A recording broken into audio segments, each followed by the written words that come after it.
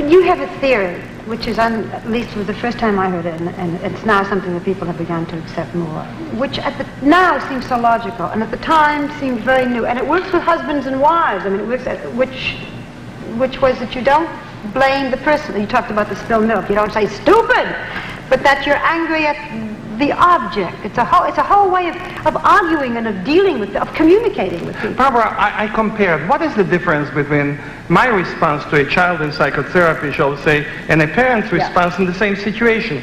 Suppose a child came into my playroom and he turned around and he turned over a glass of water. My natural response, without thinking spontaneously, would be, oh, the water spilled, here is a sponge.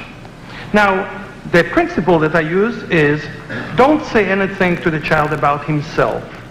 Do not attack his character, do not attack his personality, do not attack his dignity. The principle is, here is the problem, here is the solution. Parents, because of their own upbringing, have a native tongue of rejection, a native tongue of attack. And what we try to do now is to give them another language. And this is a language of compassion and a language of caring. After all, it's as easy to say to a child, the milk spilled, here's a sponge.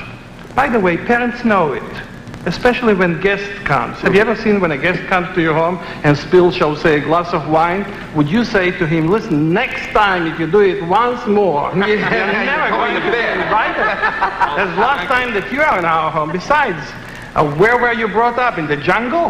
Yeah. That's where you belong, you know. Somehow, to guests, we don't talk like this. I always ask parents, what would you do if a guest came to your home and forgot, shall we say, his umbrella? Would you say to him, every time you come to our home, you forget something. If it's not one thing, it's another.